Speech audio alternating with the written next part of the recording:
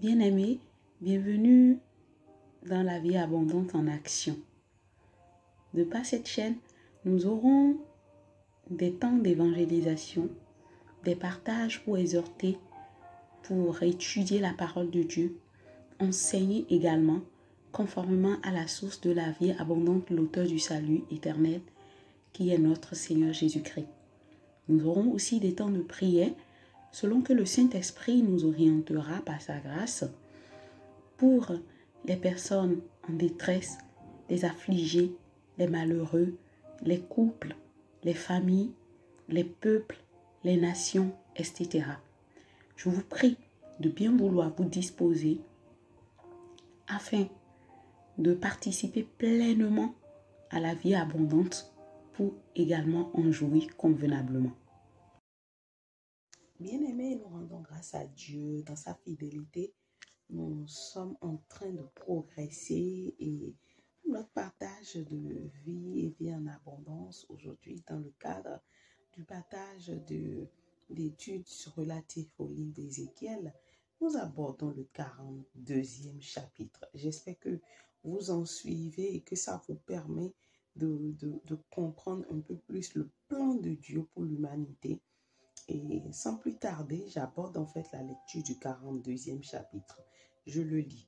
Ensuite, l'homme me fait sortir dans la cour extérieure du côté nord. Il me conduit derrière le temple, vers des salles situées en face de l'espace libre et en face du bâtiment. Cet ensemble a 100 mesures de long et 50 mesures de large. D'un côté, il est situé en face de l'espace qui entoure le temple sur 20 mesures de large. De l'autre côté, il donne sur les dalles de la cour extérieure. Il comprend des couloirs sur 3 étages. Devant les salles du côté de la cour intérieure, il y a une allée de 10 mesures de large et de 40 mesures de long. On entre dans ce bâtiment du côté nord. Les salles du 3e étage sont plus petites que les salles des autres étages. En effet, les couloirs prennent davantage de place au 3e étage qu'au 2e et au 1er. Les terrasses s'étendent l'une au-dessus de l'autre sur 3 étages. Elles ne sont pas soutenues par des colonnes comme les autres bâtiments de la cour. Plus on monte, plus les salles sont petites. Du côté de la cour extérieure, le mur qui est le long des salles a 50 mesures de long. Les salles elles-mêmes ont 50 mesures de long. Mais les salles qui en donnent sur le temple ont 100 mesures de long. Sous ces salles du côté est du bâtiment, il y a une entrée pour ceux qui viennent de la cour extérieure. Cette entrée se trouve à l'endroit où le mur de la cour commence. Du côté sud, il y a encore des salles situées en face de l'espace libre et du bâtiment qui sont derrière le temple. Devant ces salles, il y a une allée.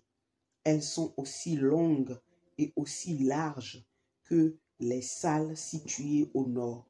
Leur entrée, leur sortie, leur organisation sont les mêmes. Les portes de ces bâtiments situés au sud sont pareilles à celles du nord. Au début des allées, il y a une entrée face au mur qui protège le lieu saint. On y arrive du côté est. L'homme me dit, les salles du nord et du sud qui donnent sur la cour sont des salles réservées à Dieu. Là, les prêtres qui peuvent entrer dans ce lieu saint mangent les offrandes très saintes. C'est là qu'ils doivent mettre les offrandes très saintes, les dons et les animaux des différents sacrifices offerts pour recevoir le pardon de Dieu, car ce lieu est saint. De plus, les prêtres qui sont entrés dans le lieu saint ne peuvent pas aller directement dans la cour extérieure en sortant. Ils doivent laisser dans ces salles les vêtements sacrés qu'ils ont mis pour servir le Seigneur. Ils mettent d'autres habits avant d'aller là où le peuple se réunit. Quand l'homme a fini de mesurer les bâtiments intérieurs du temple, il me fait sortir pour la porte située à l'est.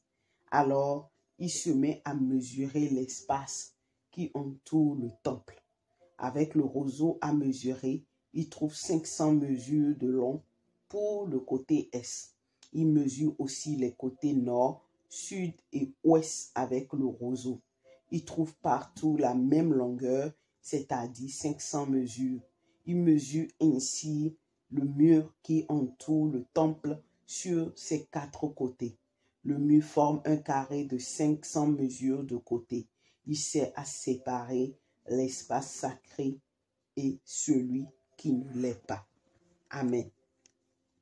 Et dans ce texte d'Ézéchiel chapitre 42, je l'ai intitulé « Les caractéristiques des nouveaux peuples distingués du nouveau monde ». Caractéristiques des nouveaux peuples distingués du nouveau monde. Qu'il vous souvienne que dans le chapitre 41, nous avons élaboré, pas de fond en comble, mais de façon explorative, le nouveau monde que Dieu va permettre de prendre place. Il permettra que ce nouveau monde prenne place. On a déjà dit comment ça va se passer, que ce serait après l'enlèvement et que tout le monde n'aura pas l'enlèvement. Et seuls ceux qui ont été enlevés et les morts ressuscités en Christ, voilà, qui suivront le Seigneur de retour 7 ans après pour que l'établissement de l'élaboration de ce nouveau monde se fasse. Donc, en première partie, j'ai mis la fonction du peuple du Nord et du Sud dans le millénium. Alors, qu'il vous souvienne que le millénium, c'est les 1000 ans que nous aurons à effectuer sur terre dans la gloire après le temps d'enlèvement, c'est-à-dire après les 7 ans. D'aucuns sont en train de dire aujourd'hui que nous sommes déjà rentrés dans ce millénium depuis que nous sommes rentrés dans la période de coronavirus et que l'enlèvement dont il est question, c'est pas plus physique que c'est plus spirituel.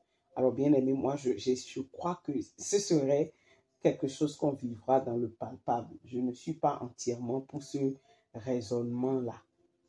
Donc, dans cette fonction, c'est-à-dire c'est le peuple que Dieu distingue pour prendre fonction pendant ce nouveau temps du millénium dans le nouveau monde. Ils y viendront du nord comme du sud. Remarquez-le, quand la Bible parle ici du nord comme du sud, il parle en fait de l'Occident et du bout du monde, c'est-à-dire le Midi, la Méditerranée. Donc, si on s'attarde sur les peuples que Dieu va sauver, les races, les familles, enfin tout ce qui, c'est vraiment un peuple qui sera beaucoup nombreux. Et la fonction en fait de ceux que Dieu choisira pour le servir dans ce peuple-là sera établie sur 3 différents niveaux. La première niveau est relative à d'abord avec la communion que ces sacrificateurs-là auront avec Dieu. Et l'ombre des choses à venir nous montre comment nous qui sommes sauvés et que nous consacrons notre vie au Seigneur. C'est vrai que tous ceux qui sont sauvés ne le font pas. Mais j'estime en fait que ceux qui sont appelés et choisis, distingués du Seigneur, ont en fait cette tendance de façon naturelle à se consacrer pour le Seigneur. Vous allez voir peut-être que vous êtes un chrétien ou chrétienne et vous savez faire la part des choses. Vous n'aimez pas le mélange avec les autres chrétiens, peut-être qui aiment le mélange selon eux, qui aujourd'hui peut-être peut aller en boîte et demain aller à l'église. J'en fais partie, grâce à Dieu, de ceux celles qui n'ont jamais mis pied en boîte Et je loue le Seigneur pour cette grâce. Ça me manque, ça me manque pas, pardon. Ça me pose aucun problème. Je n'y trouve même pas quelque chose d'extraordinaire que je dois aller découvrir là-bas.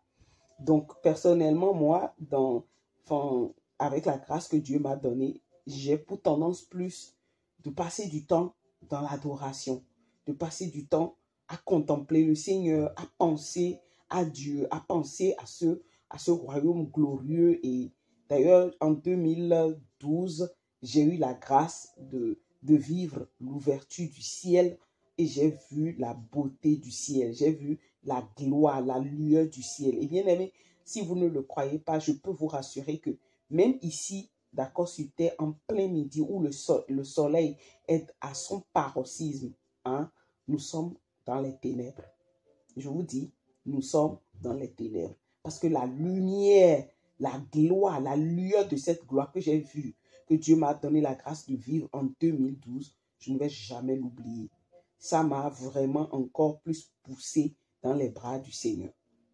Donc, tous les chrétiens qui vraiment ont naturellement ce goût pour adorer, pour aimer le Seigneur, pour s'établir, pour le servir en vérité, pas pour le servir pour se faire voir, pas pour le servir à cause de l'argent, pas pour le servir à cause de la notoriété, mais pour faire tout ce que le Seigneur veut que nous fassions à cause de qui il est. Sachez que vous ferez partie de ceux que Dieu distinguera en tant que des mises à part. Et c'est sûr, le Seigneur vous donnera de régner sur des peuples, quand je dis des peuples, c'est-à-dire sur des parties de la terre. Parce que quand j'étais en train de méditer, de faire des recherches là-dessus, l'Esprit de Dieu a ouvert mon esprit pour comprendre que, en fait, quand nous allons vivre l'enlèvement et que nous reviendrons les 7 ans après avec le Seigneur, tous ceux qui sont sauvés, nous aurons en fait notre capitale en Israël, au Moyen-Orient. Et c'est à partir de là que Dieu va déléguer maintenant en fonction de nos élections, en fonction de ce qu'il nous a donné de faire et que son esprit nous a aidé à réussir à faire sur d'autres territoires. Et à la tête de ces territoires, nous serons maintenant des meneurs qui amèneront chaque année, pendant une période donnée, les peuples désignés avec leur offrande, avec leur sacrifice pour le pardon du péché et autres, dans la capitale de Dieu. Et c'est là on va vivre un avant-goût de l'éternité avec Dieu. Et ce serait juste le millénium. Comparer le millénium à l'éternité, c'est juste comme un goutte d'eau dans un seau d'eau. Alléluia. Et pour la deuxième partie, c'est-à-dire ce qui dérive de la fonction en deuxième partie de ceux que le Seigneur choisirait, que ce soit au nord comme au sud pour le servir, ben, on va s'occuper en fait des sacrifices, comme je viens de le dire. C'est-à-dire tout ce que les gens des autres peuples, c'est-à-dire ceux qui ne sont pas dans la capitale, ils apporteront en guise de richesse, en guise d'honneur, de révérence à Dieu.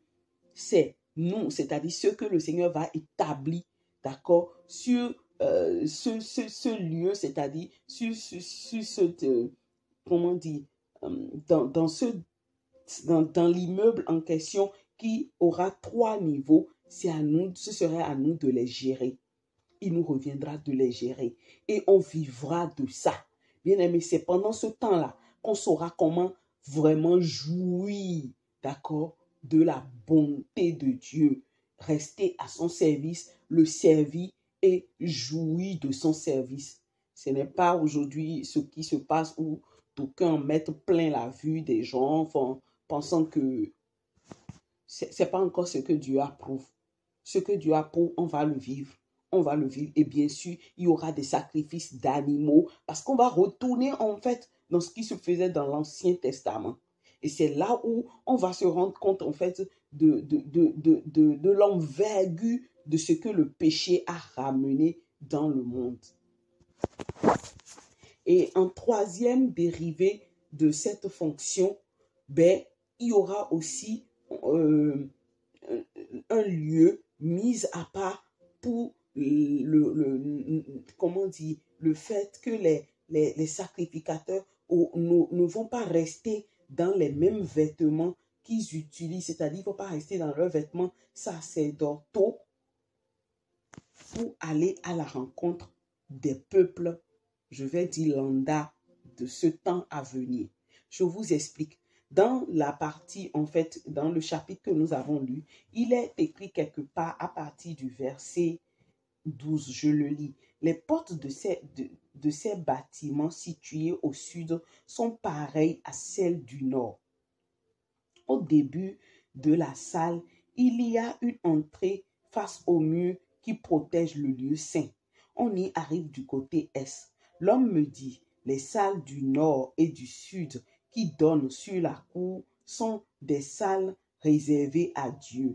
Là, les prêtres qui peuvent entrer dans le lieu saint mangent les offrandes très saintes. C'est là qu'ils doivent mettre leurs offrandes très saintes, les dons et les animaux des différents sacrifices offerts pour recevoir le pardon de Dieu, car ce lieu est saint.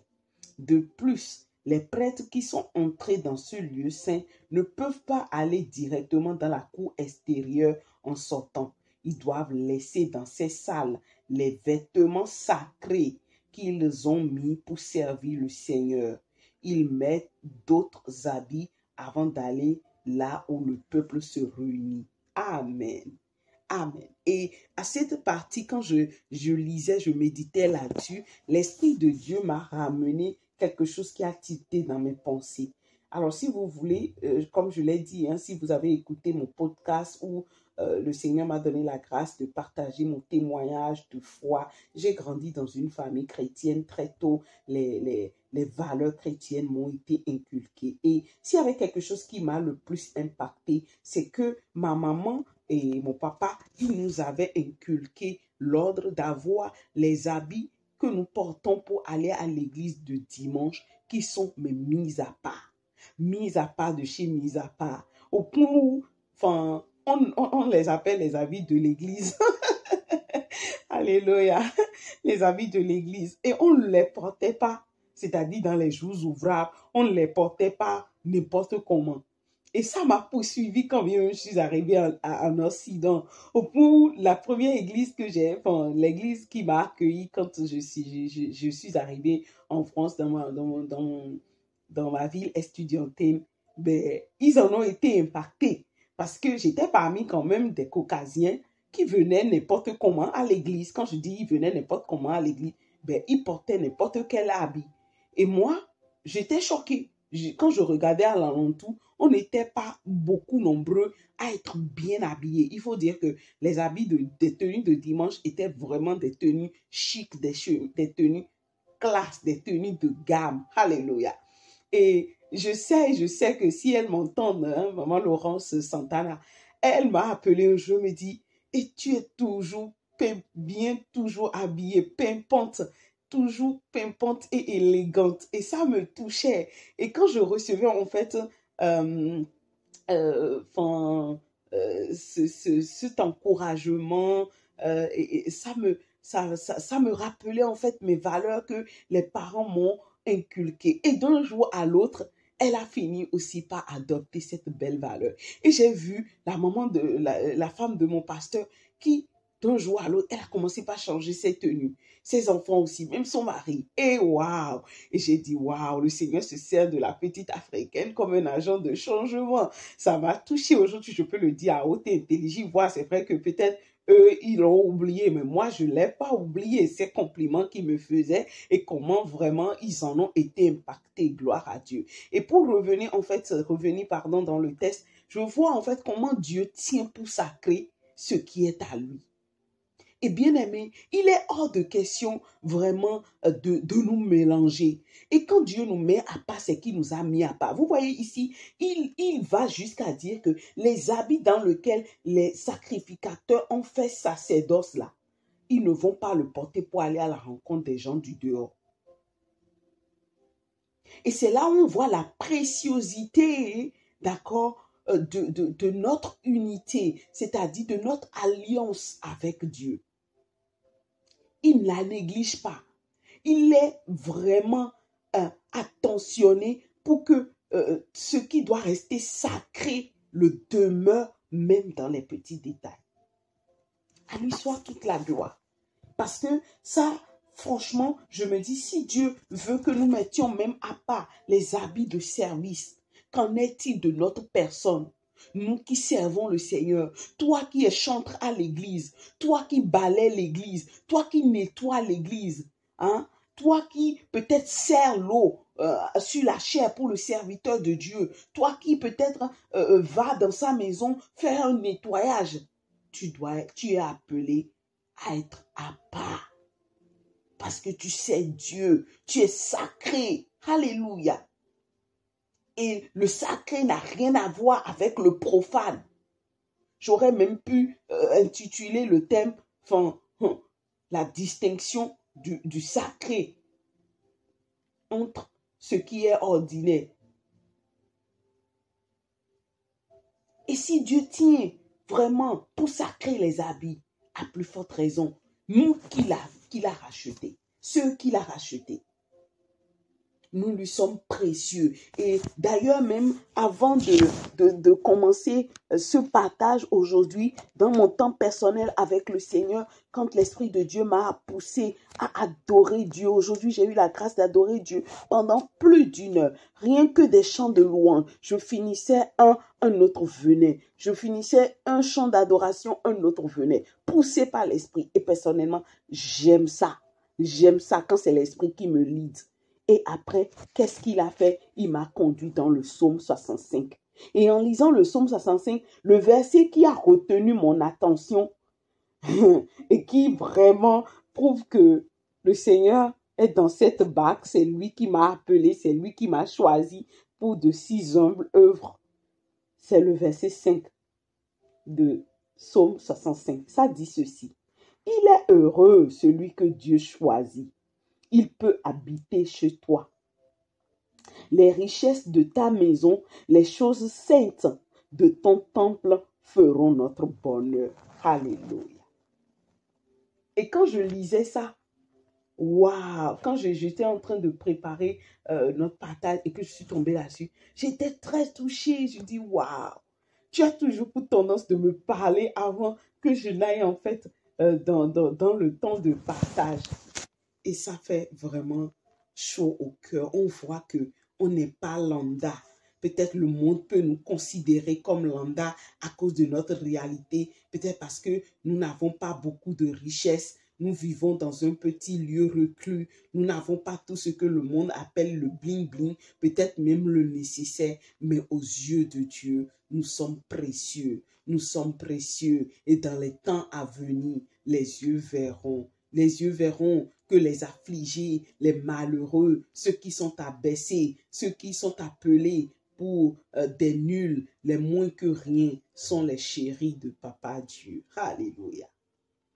Alléluia.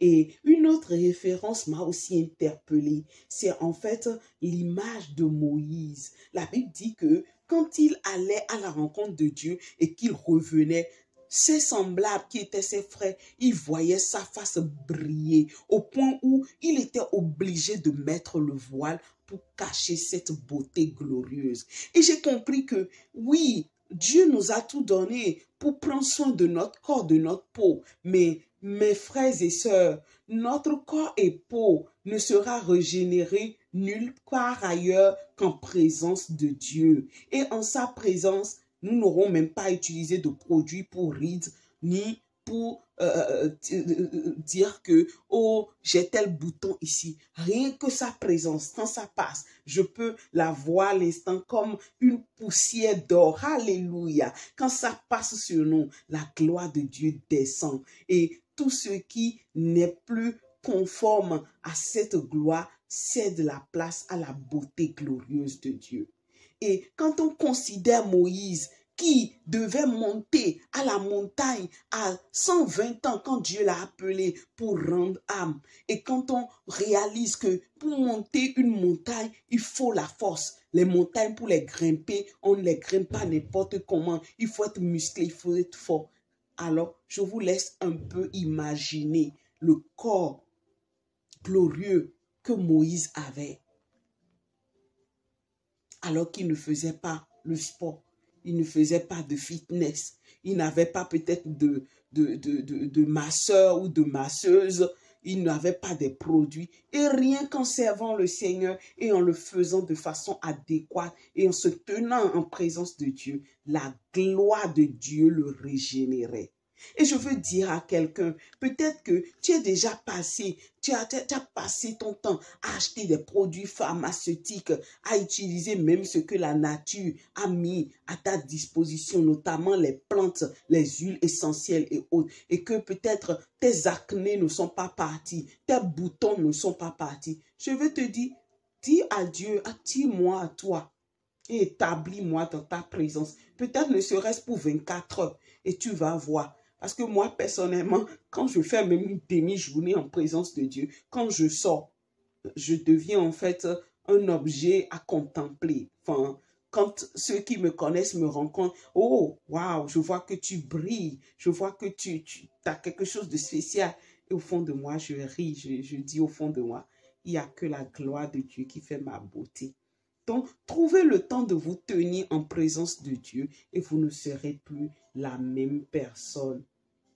Et quelque part aussi, pour venir à la fin, où il est parlé en fait des bâtiments, les représentations de bâtiments, où il est dit en fait que plus on monte, plus les salles sont rétrécies. Ça m'a fait penser à l'humilité. Plus Dieu nous élève, plus nous devons rester humbles. Et dans la multiplicité en fait de ces salles, rappelons-nous, remarquons-le, que le Seigneur Jésus nous a dit qu'il y a plusieurs demeures auprès de notre Père et qu'il s'en va nous préparer une place. Et que si ce n'était pas le cas là, il ne le dirait point.